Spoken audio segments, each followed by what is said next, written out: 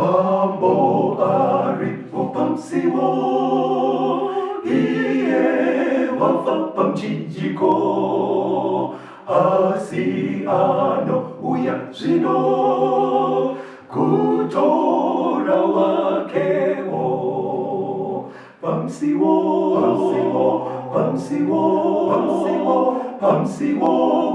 unepo pamsiwo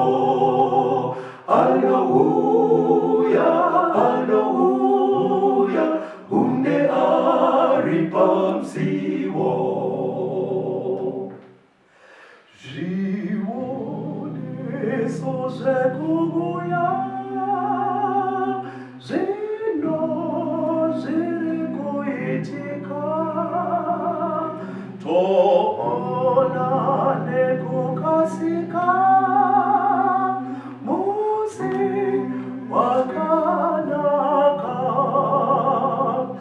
Kwaziwai vateereri tinomuchingamidzai kuchirongwa The Second Coming of Christ chamunopiwa naPastor Gift Rwodzi vekuNorth Zimbabwe Conference of the Seventh Day Adventist Church pamwe chete navaCaston Betera, Assistant Publishing Director kuEast Zimbabwe Conference of the Seventh Day Adventist Church. Mustudio nhasi tina Proclaim Rwodzi ndiye ari kutiisira into sign language. Kwasei vateereri muranda wayo. Tinokuchingamidzai vateereri. Tinoda kutenda tine hurukuro nhasi, hunhu hwakafumuka hunovengwa naMwari. Tiri kuenda papati 2 yacho. Hatibva tangopinda munyaya yavabetera. Tichatanga nekuverenga muBhayibheri kuna Genesis chapter 38.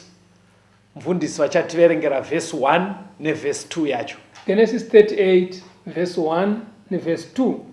Nenguva iyo Judha wakabva kuvana vababa vake akaburuka akatsaukira kuno mumwe murume muAdhurami wainzi Hira. Judha akaonapo mukunda womumwe munhu muKenani wainzi Shua, akamutora akapinda kwaari. Judha ari kutsanangudzwa neBhayibheri aive mwana waJacob kana kuti mwana waIsraeri. Saka Bhaibheri riri kutsanangura kutanga kwemhuri yake. Akaenda kushamwari yake yainzi Hira. Ari ikoko ndobva aona mumwe mwana musikana aive nababa vainzi Shua. Kwakubva awanana nemudzimai iyeye. Ndo matsanangura ari kuita Bhaibheri. Ndo kutotanga kwakaita mhuri yaJudha. Mufundisi vachaverenga futi kubva pavhesi ya3 vosvika pa5. Genesis 38 verse 3 kuenda pa5. Iye akava nemimba akabereka mwanakomana akamutumidza zita rinonzi Eri. Akava nemimbazve akabereka mwanakomana akamutumidza zita rinonzi Onani. Akava nemimbazve akabereka mwanakomana akamutumidza zita rinonzi Shera, iye wakanga ari paKezibhi mukadzi wake achimuberekera. Akomborerwa nevana. Vana vacho vabva vatsanangurwa kunzi firstborn yainzi Eri, wechipiri achinzi Onani, wechitatu achinzi Shera. Ndo vana vaJudha vaakaita nemudzimai wake aive mudzimai ari mwana waShua. Ndo vana vaakaita. Ndo patinoda kuramba tiringotenderera mukati mechidzidzo chanhasi Genesis 38. Saka mufundisi vachaenderera mberi voverenga verse 6 neverse ya7. Genesis 38 verse ya6 na7. Zvino Judha wakatorera dangwe rake Eri mukadzi wainzi Tamari. Asi Eri dangwe raJudha wakanga ari munhu akaipa pamberi paJehovha. Jehovha akamuuraya. Chii chakuitika apa panyaya yemufundisi?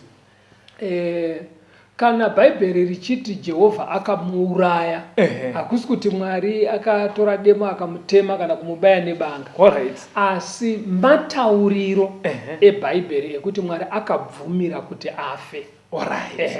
Unongoona kunzi angafa. Katadziro kacho Mwari anoti nyika haingarambe ine munhu akadai. Alright. Saka Mwari otendera. Mwari obvumira kuti aiwa uyu siyai akazorore, nyika izorore pakuipisa. Saka firstborn yaJudha ainzi Eri, hanzi aroora achibatsirwa nababa wake, akaroora mukadzi ainzi Tamari. But Bhaibheri kubva rati mukomana uyu anga akaipa aitadzira Mwari. Saka akabva akurumidza kufa. Akafa mukomana uyu. Chii chinoitika pamberi mufundisi? Verengai tinzwe. Masvika verse 7. Yes. chiverengai vhesi 8 kusvika pa10. Genesis 38 vhesi ya8 kuenda pa10. Zvino Judha akati kuna Onani, pinda kumukadzi womukoma wako, umuwane, umuitire zvakafanira munun'una womurume, umutsire mukoma wako vana. Zvino Onani wakaziva kuti vana avo havangavi vake. Naizvozvo wakati kana wopinda kumukadzi womukoma wake, worashira mbeu pasi, kuti arege kupa mukoma wake vana. Chinhu ichi chaakaita chakanga chakaipa pamberi paJehovha, akamuuraya naiyevo. Onani akabva anzi nababa wake Judha, mwanangu, chigara nhaka yamukoma wako akafa, chipinda kuna mai guru vako Tamari, ona mukoma afa asina mwana, umutsire mukoma wako Rwodzi. Saka yanzi Onani akabvuma, but mukutsanangura kwazoita bhaibheri, kwanzi aita akaswedera kuna mai guru vake Tamari, airashira mbeu pasi. Bhaibheri kabva rati chinhu chaaita ichi chaive chakaipa pamberi paMwari. Mwari ndobva atendera futi kuti Onani wacho afe. Chii chiri kuitika pambuni? Zvaitika kana mukaenda kuna Deuteronomy chapter 25. Deuteronomy 25 mukazoverenga kubva pavhesi ya5 kuenda pana 10. Mwari akanga arayira anoti achiti kuvaIsraeri, kana murume akawana mudzimai ofa asina mwana, munin'ina wemurume anotora mai guru, right, kuti aite vana namai guru. Alright. Asi mwana wedangwe aibuda ipapo aisava mwana wake iye munin'ina, ainzi mwana wamukoma mushakabvu. Alright. Izvi zvaiitirwa kuti pfuma yanga yaunganidzwa namukoma vafava isawane vanoitora. Saka yave weye kuti upfumi hurambe huripo.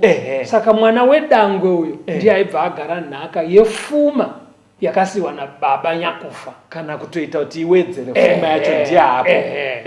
Saka zvaiti kana munhu asingade hake kugara nhaka yamai guru ava, aisamanikidzwa, aienda kudare remusha. Ipapo ndopaongoroti handisi kuda hangu. Alright. Mai guru vobvisa bhutsu yavo, votaura pamberi pedare, aramba kuitira mukoma zvakafanira, vomusvipira mate kumeso. Alright. Saka Onani manje pane zvinhu tu. Chekutanga aida pfuma yakasiwa namukoma eri. Asi asingadi kuti pabude mwana mukomana. Number 2, ainyara kunoramba padare. Alright. Saka akaita sokubvuma, akaenda kudare kuti ndinotora mai guru, handiti mazviona. Saka ochiita sokuti mai guru havasi kuzvara. Saka izvozvo ndo zvakashatirisa Mwari, zvikaita kuti afe zvake. Alright. Saka vanhu vaitoziva vanenge vachiti Onani ana mai guru, but vona hapana mwana ari kubuda, hapana mwana ari kubuda, ari kurashira mbeu pasi, asi pfuma achiishandisa yakasiwa.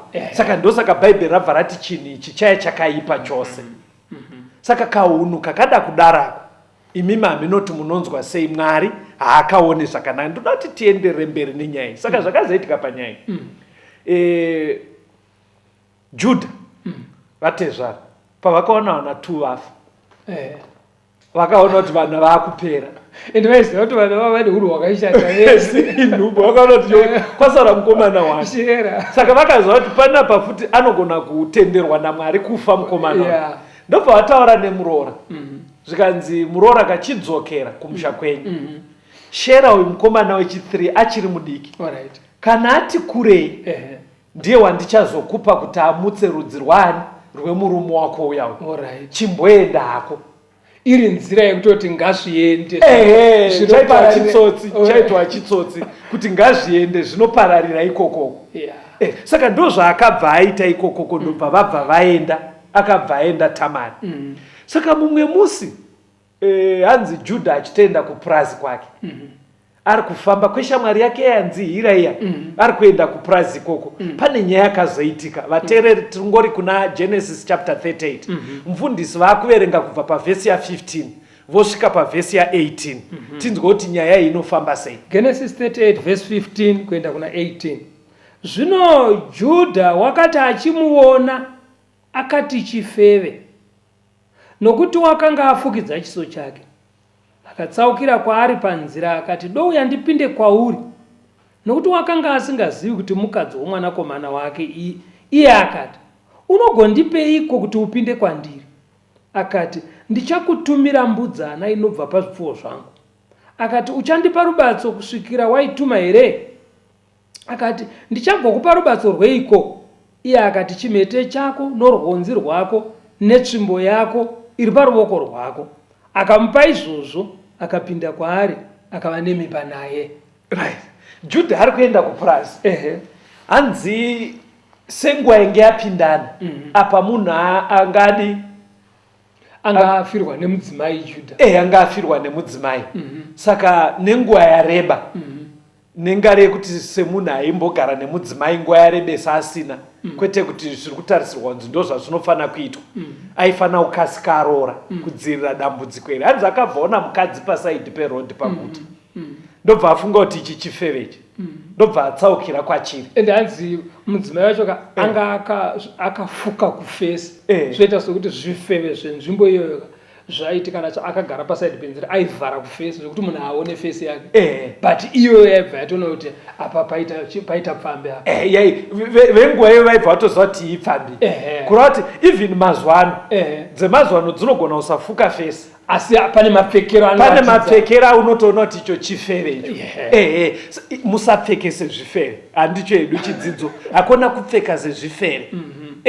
Unozopedzwa kungotaura chirungu chisabasa kuti don't judge, pfeka zvakanaka. Munhu ingopfeka unoziva kuti wakatsurwa nyeko. Unozwa don't judge.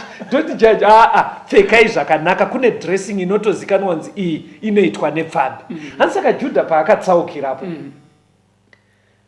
Chifeve chakabva chabvunza. Anoziva kuti chifeve ichi ndiTamari muroora.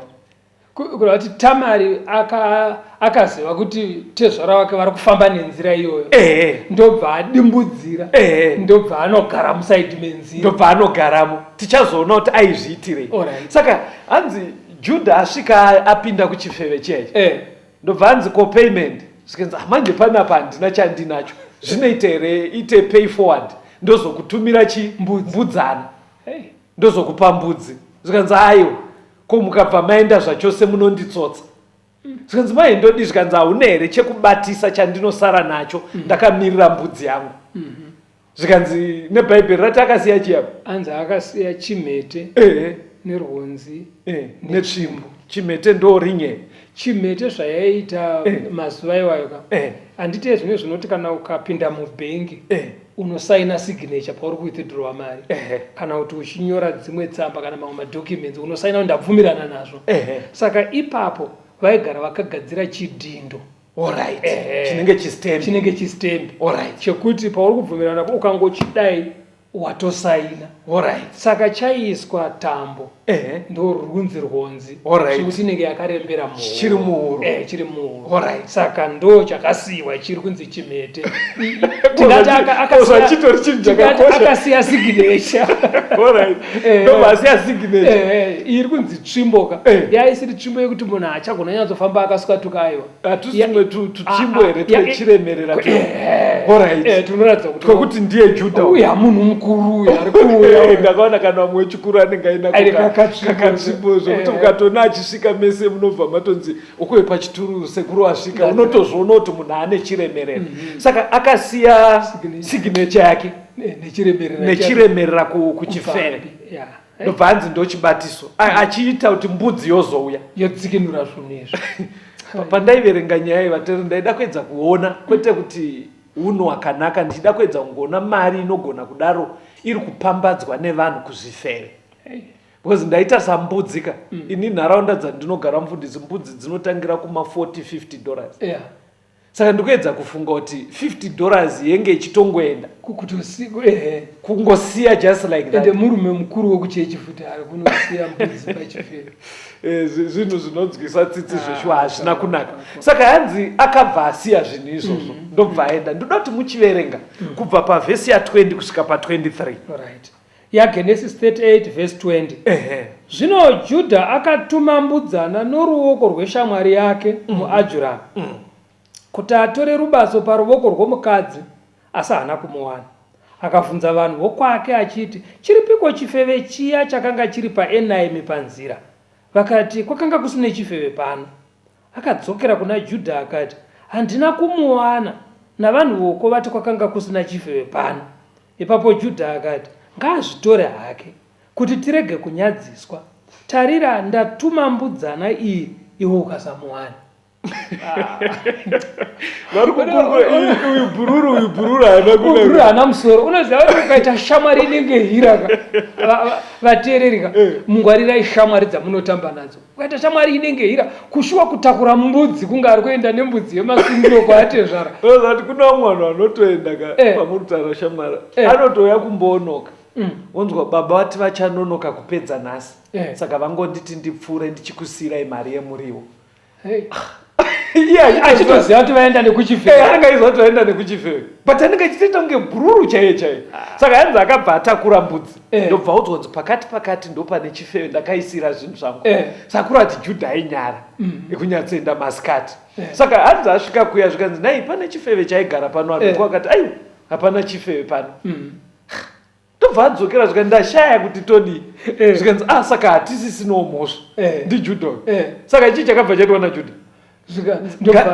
Chimusiya atore zvake kutora sigire netsvimbo yechiremerero. Zvikanzi because taita unani hwedu tatirai kuva munozoera kuti vateereri kune vanhu vari so faithful munyaya yechipfambi kuti ite unge ari kuita zvinhu kwazvo zvaasingaite kumba kana kuchechi.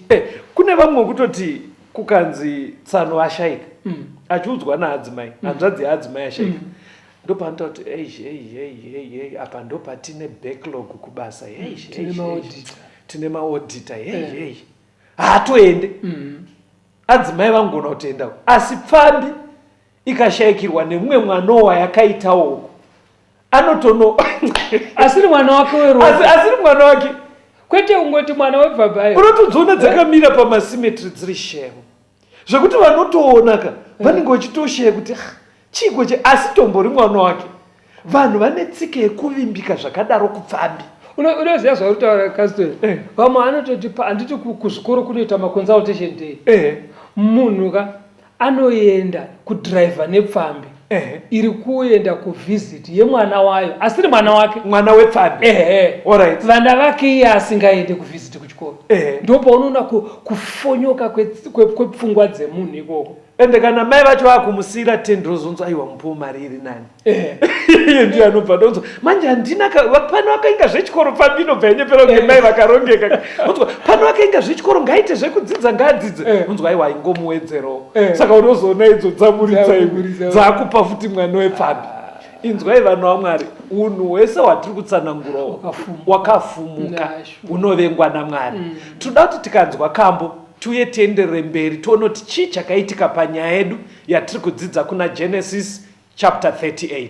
Tichambonzwa kambo. Handisiri ndega, kwete ndina Jesu anondifadza ini nekuti aneni.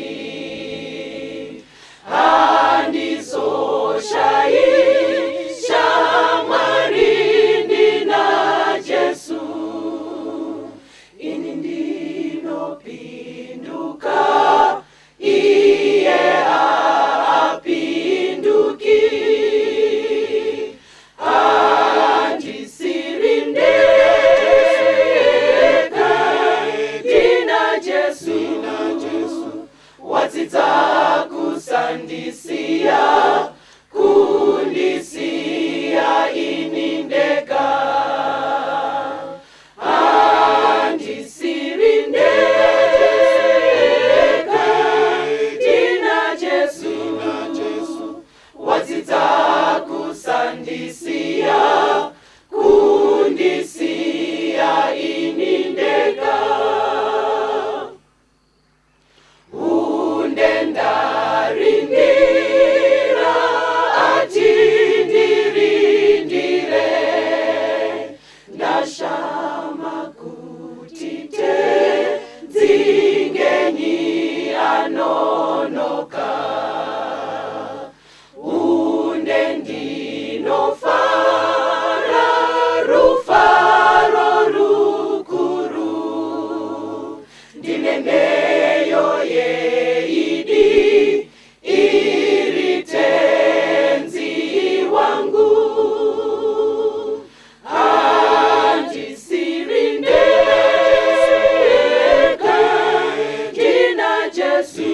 Jesu watidza kusandisiya kundisiya ini ndega handisiri ndega tina Jesu watidza kusandisiya kundisiya ini ndega.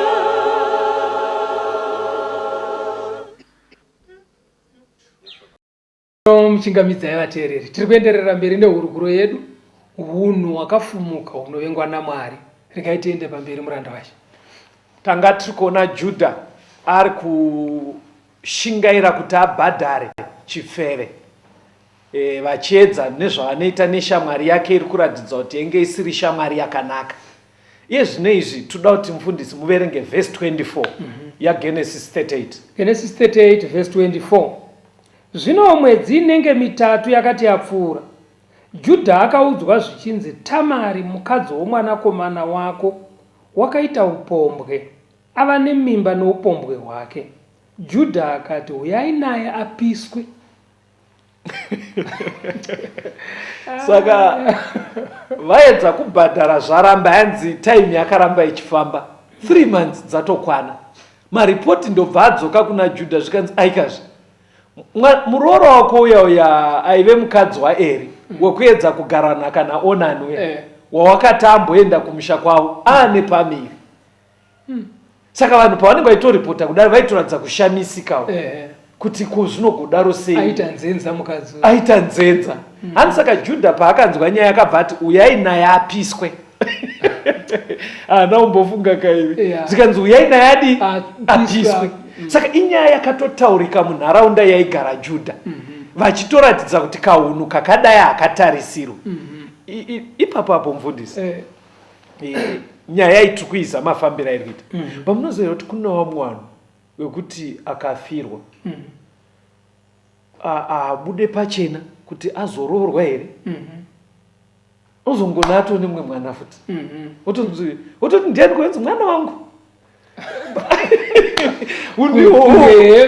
kungehembe kunzi mwanangu. Zvimwe zvazvine zvichidainzwa vateereri, rufu ruriko ende Mwari anototi mukaparadzaniswa nerufu pane kodzero yekuroorwa newaunoda. Iyi nyaya yekuzongoti mwana wangu zvisina kana tsarukano kuti tizombona baba wacho hamuna kubvira makavaona akahunhu kasingabude zvaka. Saka muri kunzwawo mukutaura kwaJudha kunyange akapa aiva ari munyaya yacho. Saka muri kungonzwawo kutaura kwake zveshuwa nharaunda yese chakatoita kuti varipote kuna Judha hunhu hwavakatovashamisa kuti mukadzi uyu aita nzenza zvikanzi ngaapiswe. Uri kuona zvakaitika Betera ndezvekuti shera uyaka akanga anzi ndichazokupa kana akura. Tamari ari kumusha kwake aipota kaachingonzwa ashera akura aba munini wapfuura nepano, otozonzwa kuti shera aroora. Saka iye ndobva saka atezvora vakanditamba. But tsika iye yakataurwa kuna Deuteronomy 25 naMwari iye kuvaIsraeri kuti munin'ina weafa anopinda kuna maiguru abutsire mukomarudzi. Kwana Tamari vavasiri vaIsraeri, Judha anzi akangoroora kana ndosaka tsika dzavo dzainodarika ipapo. Vaiti kana kusina munin'ina wemurume afa, mudzimai afirwa anogona kutonogara nababa tezvara baba womurume wake akafa. Patsitsika idzo dzakarambwa kapataiverenga vanga vasiri vaIsraeri kapo. Vanga vasiri Tamari vanga vasiri. Ndosaka pachinzi roora naiva nekutenda kwakafanana kuita kuti pasauye humwe hunhu nedzimwe tsika dziri strange kwamuri. Saka paaona kuti tezvara vanditsotsa shera atokura aroora, saka ndo zvakamupa kunohwandira tezvara parodi manje. Saka kwaari hazvina problem, hazvina kandotsika dzokwavo. But kuti abude pachena aiziva kuti uyu Judha abvume kwaIsraeri havadi, saka ndobva azvivhara. Right. Saka iye pavakangosangana ane mimba akati zvangu zvaita atofara. But ipapo ndanzwa muchitaura nyaya, mufundisi wataura nyaya yekuroorana vane kutenda kumwe chete. Handizivi kuti vateereri munoiona sei. Dzimwe nguva ukada kukurukura nyaya yekuti vanhu madii kuroorana wekutenda kumwe chete, kune vanhu vanotanga kutaura kuti love has no racial barriers, love knows no age limit, love what pane kakutaurika kanoita yoda kunyanya generation yechidiki zvekuti ukada kutsimbidzira nyaya yamataura iyi unoita unge munhu wakuita racial segregation, kuedza kuudza munhu kuti rudzi rwakadai urwu wongwadi kungoramba uchitenderera murudzi rwako kuitira matambudziko aya. Pangaitwa sei ipapo ka hapana zvatingaiti kutongotaura nekuti pakutaura vamwe vanonzwa vanotirimuka wotopunyuka, because imimi vachidiki vari kuteerera munobva mati nyika inoi elder Betera yaglobal village, we are so connected zvakadaro zvokuti ndiri pano ndikutaura nemunhu ari kujapan, ndikutaura nemunhu ari kucanada, tine chitodheta pafoni. Kuita henyu kwamuri kuita, but mukasacherechedza nyaya yechitendero muchingoti nekuti masaisai ekucanada neekuzimbabwe ari kufambirana, musingacherechedza kuti zvinamato zvakasiyana, kutaura chokwadi zvine njodzi pamberi. Saka zvaingoreva Mwari kare achiti rooranai vekwaIsraeri, nanhasi achiri kungodaro Mwari, dai ipapo mapacherechedza. Saka Tamara ane nhumbu manje iye ari kufara kuti zvangu zvaitoumwana nemhuri yemurume wangu. But uyu Judha manje mupfungwa makaita Tamari ndakamufikisa. Akaita shiraro ende ndamufikisa zvinaakuita unzenza. Saka ndaachitouya apiswe zvibva zvatibva izvo. Because achiri kuzikanwa ari murooro wangu. Chiverengai tinzwe vhesi inoteerera mufundisi. Verse 25 na 26. Zvino vakati vachiuya naye akatuma shoko kuna baba womurume wake achiti, ndine mimba nemurume une nhumbi idzi. Akati docherechedzai kuti izvi ndezvani. Chimbomira ipapo. Hanzi paakanokwekweretswa Tamara achiuyiwa naye nepamiri pake paya, ndofunga kuma 3 months. Hanzi haana umboramba. Ati zveshuwa ndine pamiri. Zvikanzi zvaro kwatotituma iwe. Chii chaunoita shuwa murooro wevanhu unoita zvikanzi zveshuwa ndine pamiri. Haana umboramba. Ndobva auyiwa naye. Saka akusvikwa naye kudare. Akaitawo nekuchenjera, haana kuda kusvika padare. Ndobva ati ndokumbira kuti endai munondiudzirawo tezvara vangu kuti zveshuwa ndine pamiri. Asi muridzi wepamiri apa, muridzi wezvinhu zvandakabata izvi zvinoti chimete ichi netsvimbo iyi. Chii chinobva chaitika? Verenga iti. Hanzi zvinoti chimete norwodzi netsvimbo. Judha akazviziva akati, iye wakarurama kukundeni, nokuti handina kumupa Shera mwanakomana wangu, haana kuzomuzivazve. Saka muroora akabva aramba kunoenda padare, vanhu ndobva vaungana padare paya. Zvikanzi ari kupi naJudha? Because Judha anga atopa mutongo. Zvikanzi no, ambosara pagoronga apa, ari kuti maybe kuti asati wastire time abvuma nyaya yake, but handipa zvinhu izvi. Pakazara vanhu zvikanzi handipa zvinhu izvi. Ati muridzi wepamiri pandinapo ndiye muridzi wetsvimbo ine chimete ichi. Saka baba ndo vaifanira kutonga nyaya. Saka ndobva vaona chisignature ndechavo, tsvimbo ndeyavo, pakazara vanhu. Hanzi Judha akabva ati maiwe, mukadzi uyu akarurama kupfuura ini. Zvika ndazozvona, ende chakonzeresa nyaya iyi ndakamutsotsa ndichiti Shera kana akura achakugara nhaka. Zveshuwa mukadzi uyu akarurama kupfuura ini. Hanzi neBhaibheri akabva achengeta muroora wake nepamiri paaive napo. But Bhaibheri manje riri kuti iye Judha haana kuzorara naTamari muroora, haana kuzopinda kwaari. Saka muri kuonera kuti chiverenga kanyaya aka, kune vamwe vanobva vakurumidza kutaura kuti vakataura nyaya dziri kuitika kunharaunda kwavanogara, unonzwa vabva kuti zvaitova kana muBhaibheri. Bhaibheri kana chinyora nyaya dzakadai riri kuda kuti kudii mufundisi? Bhaibheri riri kubuda unoziva zvinoita Mwari pavana vake. Haangotaure zvakanaka chete. Anotendera kuti nezvakaipa zvavakaita zvibude pachena, zvinyorwe kuratidza kuti vaingove vanhu sezvatinoita. But tobva tadzidza pazvinhu izvozvo kuti ukadai wakanganisa, ukadai uri kuenda mumusungu, asi ukadzoka Mwari anokugashira. Because inini pane pfungwa dzandabata panapa dziri kuvarambwa naMwari. Ndaona karorero kaJudha, ndobva ndaona nyaya yekuenda kuchifeve, ndobva ndazoona futi mukudzidza kwatiri kuita kuti apa akatsotswa Judha uye avhara kumeso, but shuwa kuti tezvara vorara nemuroora. Chimiro chakadaro chakafumuka achitoite zvakanaka. unoziva kuti zvimiro zvakadaro zviriko Betera vanhu nhasi vari kuzviita mudzimbo imo mukati menyika nevamwe vakatotiteerera. So unoziva kuti kune vanhu vanoita dzimwe nyaya dzaunoti ukadzinzwa sonoti naMwari. Alright.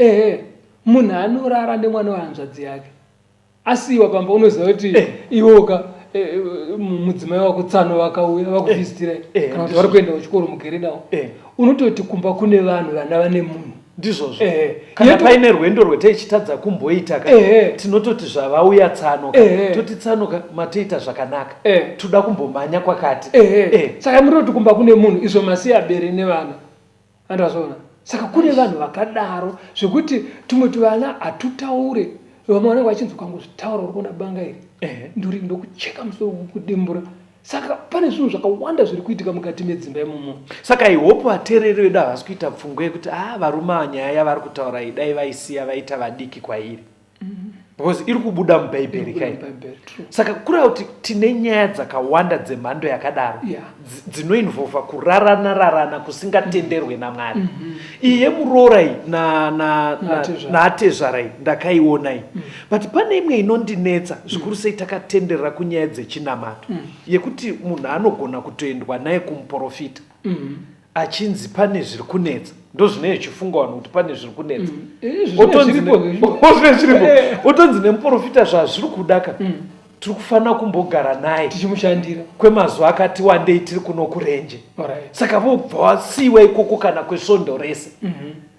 But pamunozonotora mwana uya anenge aongorutsa kuzoenda kuchipatara onzi ane pamiri. So ndinchidza kuti anga achirwara nepfungwa, ari kurwara nepfungwa, anotorwa nemuprofita oitwa mukadzi nemuprofita. Saka kushandira anenge ainzi kushandira ndiko kushandira kwacho. Panondinetsa mufundisi, panondinetsa nditaure, but ndo nyaya dziri kuitika mufunge. Ende unotadza mweya wakaipa unobviswa nekurara.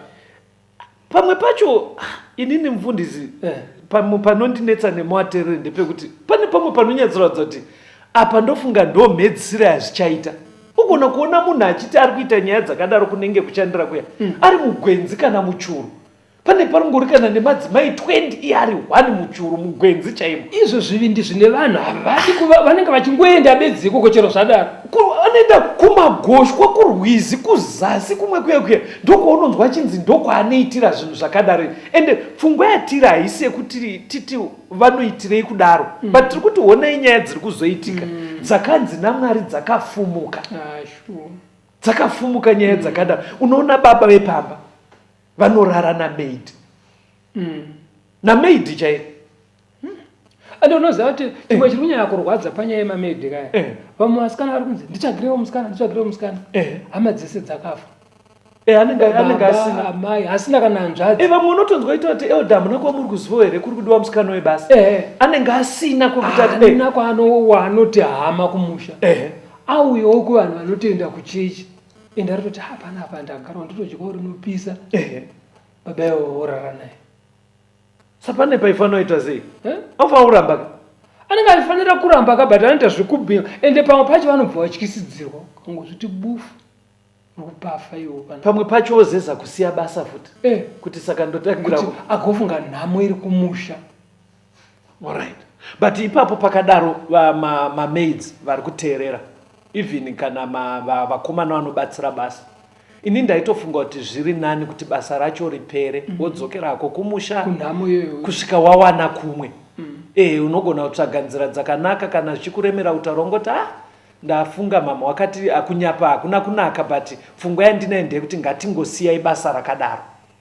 Unosiya basa rakadaro zvingopera, but imimo futi vane mamaids mamwe ari kungokaruka azongosiya basa zvamusinganzwise, munofanira kuzozvibvunzwa kuti mwana wangu musikana wangu webasa akasiyirei basa.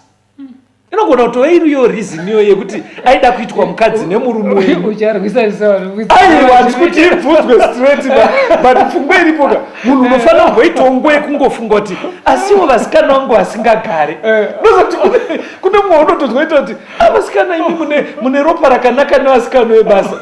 Ufanira kumbozvibvunza kuti vepangu vasingagare chii? Baba ndobhinya aiwa handinaubva ndadaro ateerera asi zvakanaka kuti wedwe baba vepamba musaite vasikana vebasa mabhinya muchivabhinya muchivaita madzimai even kumabasa masekretary kuti agare pabasa anofanira kunge achitobvuma. Mazuva akare andaikwira yandaikura yakamboimbwa nemumwe muchinda aive muno muZimbabwe aiti ona ladies uyai amai basa ritoripo uyai kuno mberi ende zvichiva nguva iyoka tsika idzaitika but zvinezvi ndofunga nekudzidzawo kwaita vanhu ndikuona kunge hadzina kupera asi kuti vanhu vaijairira aiwa aikazve unoziva kuti vanhu chinhu chinovhundutsa chichangotanga ezvo zvaijaira zvoti munhu wakatira kutauradzwa haiwawo uri kutaura kuti vana vanofane nzara kumba uko sure zviri kuitikawo mubetera zvinotozoti abatwa neshoko adzamirwa neshoko ndi anozonzwa izvi zvakaipa pamberi paMwari vachiriko vanozvisema because nguva iyo nyaya dzainetsa dzaive dzemasekretary nedzekuti uda license rekudrive wautofunga kuti akubatsire kuwana license aigona kuita mukadzi futi kuti license iroro uriwane patinoziva kuti chinhu chiri permanent selicense pese paunenge uchiriona unenge uchingorangarira zvimwe zvinhu asikana onga hana dzedu ngadzirove ti Mwari ndidzivise iri kunetsa iye zvino izvi mufundisi ndofunga vateereri munobvumira neni kumacollege kuti uite ticha vanhu anenge achitamba semester yese mufundisi alright but watiri kutasira kuti ndiye lecturer wake ndiye waanoitwa mukadzi naye kuti apiwe mamax kuti apiwe mamax awane bedzi degree saka hasi mamax ekugona aya zvekuti kutotaura kwandiri kuita kuno nyaya yandiri kutotaura ive chidiki vese vari kumacollege munotobvumirana neni kuti kana kuine kunhu kwafumuka mufundisi kune hunhu hweupombwe uri kurambwa wese nebhaibheri kumacollege ende vanobva ndataura kuti college yekwakatera ndangoti kumacollege unoziva kuti vanhu vanozofunga kuti vanhu vese vakafunda hwakaora aiwa ndikuti zvakanyanya ikoko aiwa vateereri toda kutenda Mwari haatarisire kuti upombwe huwanikwe pamhando dzakadaro idzodzo angave bhosi nasekretary muprofita nenhengo yechechi baba namaid even mai nemukomana webasa chaiyo inombobuda kamumaredhiyo vakomana webasa vachiti hanzi amai vari kundimanikidza kuti uya because ati hanziwo iwo vana baba vomuchinyaya unobva wati wabva kunoona projekti yekukadoma wapfuurira kwamutare wobva ikoko uchikuenda kubeit bridge saka vana amai vakudhonza mukomana womugadheni manje but ipapo vakomana kana muri kunzarwa mirai ndikuverengerei vhesi renyu teererai vhesi iri vhurai kuna Genesis 39 pastor verengai vhesi ya7 mozoverenga vhesi ya10 na12 Genesis 39 verse 7 zvino shure kwaizvozvo mukadzi watenzi wake wakatarira Josefa akati vataneni verse 10 zvino wakati ataura naJosefa mazuva ose iye asingamuteerere kuti avate naye kana kuva naye ipapo akamubata nguvo yake akati vataneni iye akasiya nguvo yake muruoko rwake akatiza akabuda panze ndiJosefu uyu akatozopesira amujeri achinzarwa nemukadzi waPotifa unzi vataneni achiramba otombonzi asi unondishoreiko handisi mukadzi sevamwe achiramba hanzi pamwe pachaitotaimirwa vamwe vashandi vese vaidzingwa pamba voitawo kutaimira ari mumba vovhara madhoo Josefa akatiza hanzi mumwe musi zvatozoipa akatozotiza kubatwa bhachi akaribvadzura akasiyawo tizai vafana aiwa hatimbodi zvinhu zvakadaro kana zviri kureva kuti uchaenda mujeri saJoseph kana zviri kureva kuti basa racho rinopera ngaripere asi Mwari anenge achifadzwa newe asi tiri ipapoka imi varume haikona kubva wangoti wakaroora mudzimai aripo pamba unongomhanya uchidzingirira bhizinesi uchisiya mukadzi ari kune vakomana vebasa zvakaipawo futi izvo mai mukadaro manje vese madhara ari kuteerera vanobva watobuda vanotobuda izvozvi muchingotaura zvamutounza ngavangoita zvemavhesi ngavasiya nedzimba dzevanhu vanobva watobuda vateereri chitori chokwadi chiri kutaurwa ndo zvimwe zvinotarisirwa pamuchato saka ngatiitei zvinotarisirwa naMwari kuti tidziirire tumwe tunjodzi twese twatiri kuona nyika ingafumuke ikaora vanhu vaMwari nyika haidi kuti izare neupombwe Mwari akuitirei zvakanaka. Rambai makateerera, tichambonzwa kambo. Jesu anouya nekukasika, kana tichimunamata mapfupa acharira kwebede. Jesu anouya nekukasika, kana tichimunamata mapfupa acharira kwebede. Kwekwebede, kwekwebede, kwekwebede. Kana tichimunamata mapfupa acharira kwebede. Mweya wa Jesu hausiwe kutya, ndewe rudo kukurira nekuzvidzora. Mweya wa Jesu hausiwe kutya, ndewe rudo kukurira nekuzvidzora. Kwekwebede, kwekwebede, kwekwebede. Kana tichimunamata mapfupa acharira kwebede. Namatai Mwari wakasika zvose, kana tichimunamata mapfupa achamuka gwindiri. Namatai Mwari wakasika zvose, kana tichimunamata mapfupa achamuka gwindiri. Gwigwindiri, gwigwindiri, gwigwindiri. Kana tichimunamata mapfupa achamuka gwindiri. Kana tichimunamata mapfupa achamuka gwindiri. Tinomuchingamidzai vateereri. Regai tenderere mberi. Tiri muhurukuro yedu hunhu hwakafumuka hunovengwa naMwari. Ngatifambe muranda wacho. Tiri kudzidza kuna Genesis chapter 38. Pastor vachadzokorora kuverenga vhesi ya25 na26 yaGenesis 38. Verse 25 neverse 26. Zvino vakati vachiuya naye, akatuma shoko kuna baba womurume wake achiti, ndine mimba nemurume une nhumbi. Akati, docherechedzai kuti izvi ndezvani zvinoti chimete norwodzi netsvimbo. Judha akazviziva akati, iye wakarurama kukundeni, nokuti handina kumupa Shera mwanakomana wangu. Haana kuzomuzivazve. Judha aona kukanganisa kwaakaita. Bhaibheri riri kutsanangura kuti akabva atora muroora wake nepamiri paya ndobva atanga kumuchengeta. Asi Bhaibheri rabva rati pakuchengeta kwaaita muroora haana kuzopinda kwaari, haana kuzomuziva zvakare. Kusvikira mukapedzisa ndima iyo kuna Genesis 38 muchaona kuti Tama akatozoita vana vake vairi vakomana, panotori nemumwe ainzi Perezi akatozoita zisekuru raJesu. But pfungwa yandoda kuti muchiona pamboitwa hunhu unosemesa hwakadaiwo. Judha aona zveshuwa kuti ndiye akakanganisa.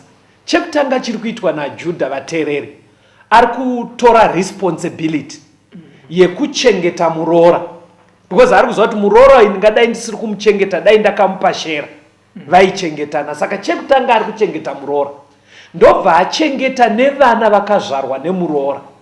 Judha akabva avachengeta, but paaichengeta anga asiri kupinda kumuroora, anga akungotora responsibility yezvinhu zvaakakanganisa.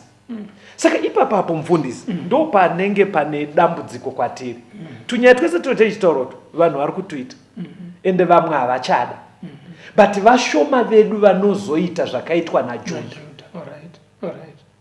Vazhinji vedu tikangovhiringa nyaya dzinongoorera dziri ikoko, haticheuka, hatizitsvage. Totori nevanhu mufundisi vekuti vanenge vakaitisa vana vevanhu pamiri kunonzi kumitisa kwedu. Anomitisa iye pamwe akatoroora aritori nemhuri.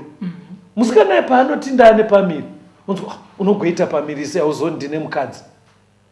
Iwo wainda kwaari usingazivi kuti une mukadzi. Saka kana yadaro manje musikana yanova stranded, ameno kwaanozongonorarama ari.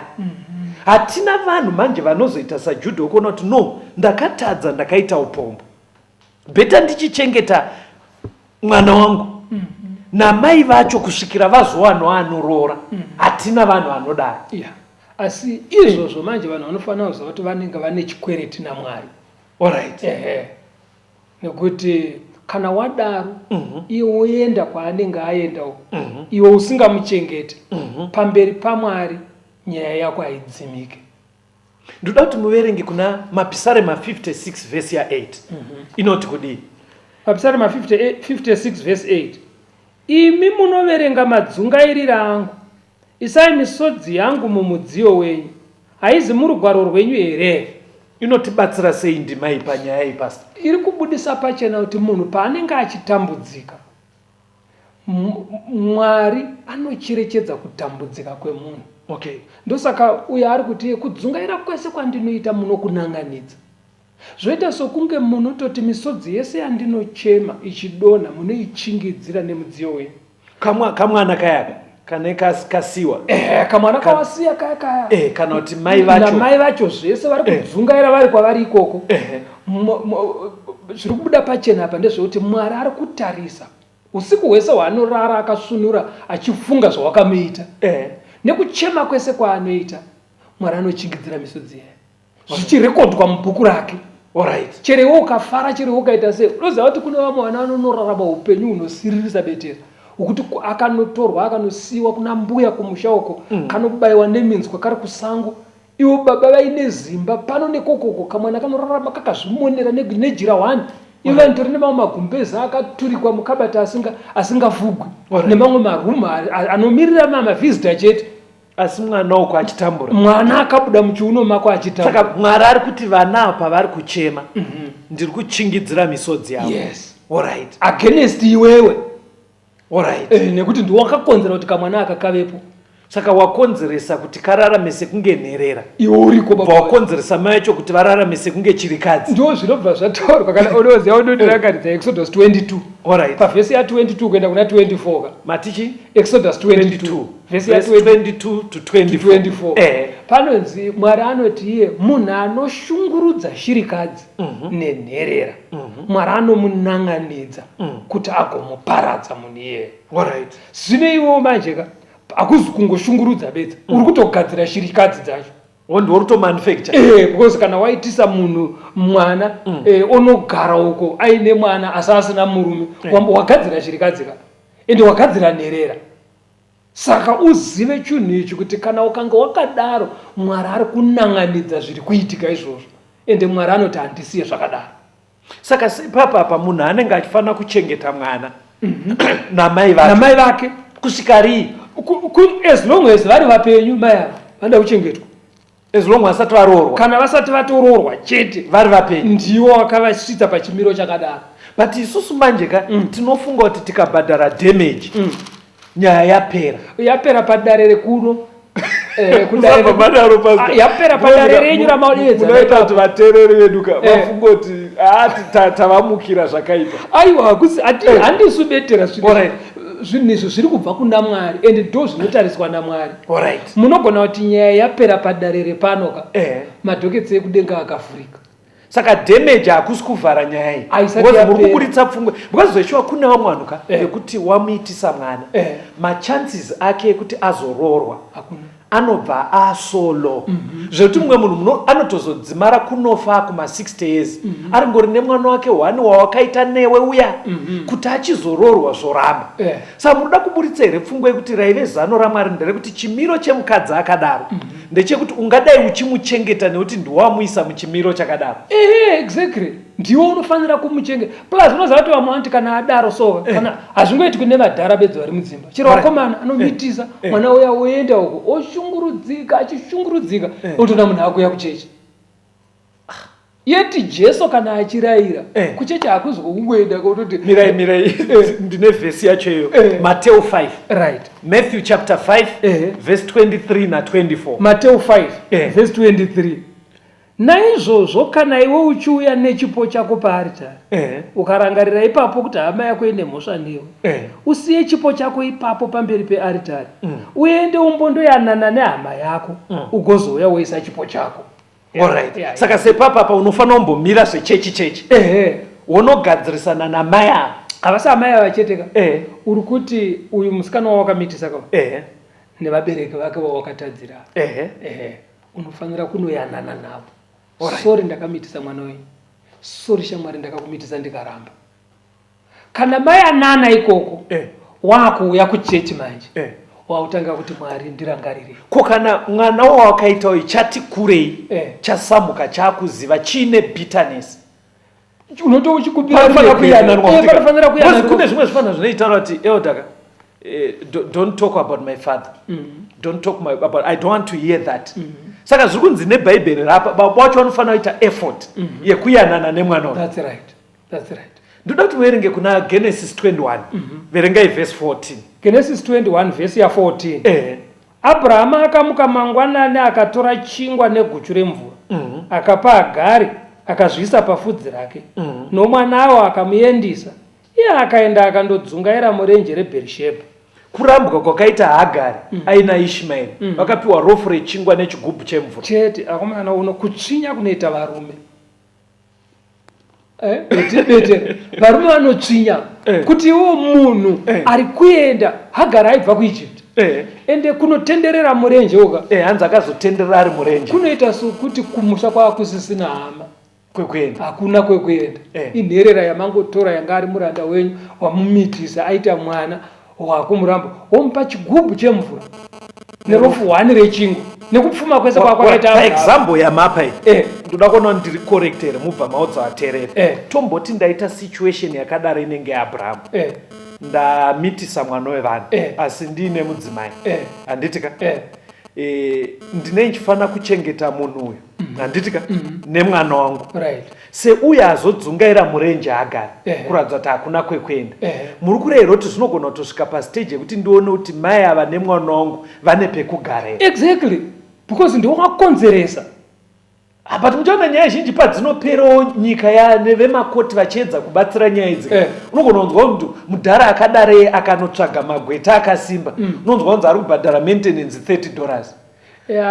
Magweta awo anoita nematare pano but kune dare hombe kudenga. Saka inzwai varume, hatiitei zvakaita Judha. Aona kutadza kwake. Number 1 akanotora Tama kwakumuchengeta. Number 2 kwakuchengeta nevana vakazvarwa.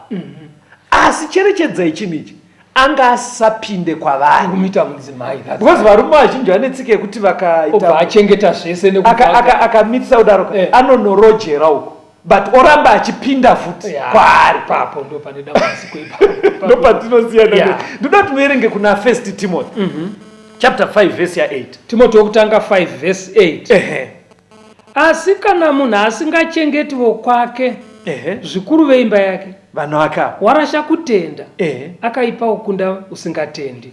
Saka nyaya tiri kutaura hanzi zvakaitwa naJudha kana tisiri kuda kuedzesera kuzvirarama hanzi titori wesi kupfuura vasingatodi kunzwa zvevhangeri.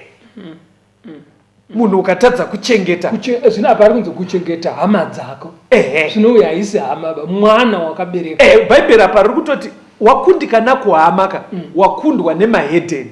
But nyaya tutota nhasi manje haisi yekungoti hama tikutorera mwana wako chaiye wausiri kumboziva kuti ari kupi ari kudyei. But ipapapo ndoda kuti mubatsire pfungwa inotenderera iyi inonditambudza.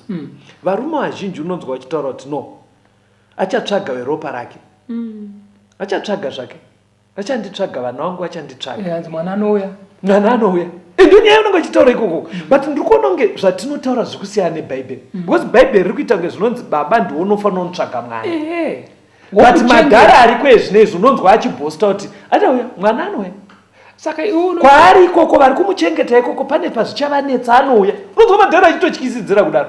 Iwo unoti unoziva ndakamboona imwe documentary nzou yabatirwa mwana negarwe. Unoziva kuti nzou inopenga pakapengwa yakapenga unoziva kupinda mumvura kubvongodza mvura so igonobata garwe igobuda naro kuenda naro paruware igorirovera pasi ichimwaura garwe nzou ichirwira mwana asi mudhara so arikuda kuenda kudenga oti achauya because zvinoita madhara unonzwa ipapo rutaura kuzvarwa kwemwana havanei nako kukura kwake havanei nako paaruda kuroorwa unonzwa idzi vachanditsvaga. Unoziva inini panondine unoona mudhara achitotyisidzira vanhu mwana waasina kumboona waasina kumbotosa kana birth certificate. Mwana atoitawo chirango chekungotiwo uyai muone ndichiroorwa antangaunzi munouya kuno asi ndiye angadai akarera pane kakuraramika kamwe kanoitika kekuti unotozokutoita wese than mhuka kekutoita wese iro bhaibheri kutoti pari kukura mwana nekuzvarwa ndo paari kutonyanyoda baba. Saka ana baba wezvino manje vanomirira paauda kuroora kana kuroora asingachadi baba akuti auda kutotanga mhurika. Ana baba vezvino ndo paanoda kuchionekera manje ende anokunetsa ipapo. Mwari ngaabetsere. Dzinyaya idzi dzinoda kugadziriswa vateereri. Inguva bedzi yatisiya, hazvirei kuvarume chete nekumadzimai. Verengai Luke 19 verse ya 8. Luke 19 verse ya 8 inoti kudii? Ipapo Zakeya akamira akati kunashe, tarirai Ishe, ndinopa varombo hafu yepfuma yangu, uye kana ndatorera mumwe chinhu chake nokunyengera ndinomudzosera zvava zvina. Zakeya haana kungoti zvaringana kuti ndaakufamba naJesu. Akabva anzwa vanhu vachikomburena kuti saka ava rabha vari kutoenda nemuchinda nezvaanoita zvese zviya achititsotsa mari dzedu. Hanzi Zakeya asati ambosvika umba akabva amira zvikanzi rabhinzwai wedoepa vanhu vese arapo, kana kuine munhu wandakatsotsa unouya ndinokudzosera mari yako yapetwa. Jesu ipapo akabva adedzera zvikanzi naye zvino ruponeso rwasvikawo kumba yake, mwana waAbhurahamu. Kureva kuti Israeri yechokwadi vanhu vanoya kuna Mwari asi vogadzirisa nyaya dzavakakanganisa. Judha anongogumira pakuti akarurama kundipfuura. Akaenda step further kutora responsibility yekupa maintenance kuna Tama nekuchengeta vana vake. Saka even madzimai maybe pedzisai nekutaura kumadzimai because pavari kuteerera kudai vamwe vanenge vaiti nhasi ana baba vari kuudzwa. Zvinogona kudaro kuine nyayawo dzekuti nemadzimaiwo vagadzirise nyaya dzinoda kugadziriswa. Nekuti dzimwe dziri kuita ndedzekuti mudzimai akaroorwa first born ndiye baba vari mumumba, second born ndiye kumaraini, third born ndiye baba vari mumumba. Wakanyarwa. Saka hunhu wakadaro kudenga vanozviziva zvinoda kugadziriswa. Saka vana amai ngatiitei hunhu hwekuzvibata hwekuzvidzora tigare zvakanaka. Jesu ari kuuya zvamazviro kwazvo watinoparidza mupurogiramu inoyi anoda kusvikotora vanhu vane hunhu hune chiremerera. Musati mavapa mafoni namba mirai ndivakumbira vateereri wedwe Perezi ngaanotorwa. Right. Mwana wawakaita kunze kuya naTama ngaanotorwa achengetwe. Ngatisiyanei nepfungwa yekuti achatsvaga veropa rake. Pedzisei ufundo. Saka vana vari kubidha birefu barangarira mugere ipapapa varipo munotoziya kune vana vako ngavanotorwa vana upedze chikwereti naMwari. Mwari ngavakutungamirirei. Vane mibvunzo vanoda kuti vatibate. Hama dziri pedyo nemi vanopinda sangano rama Seventh Day Adventist vanogona kukuperekedzai kwamunofanira kuperekedzwa kuti mubatsirwe.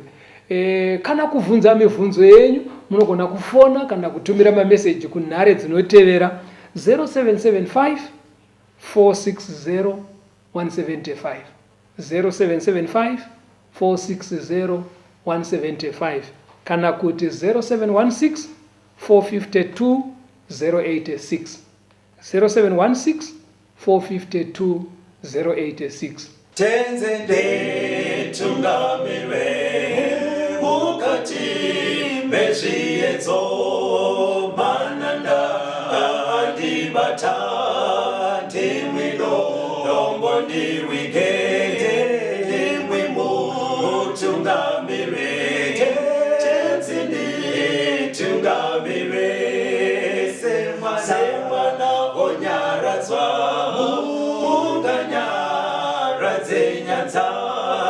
mananda anomunzwa kana mati nyarara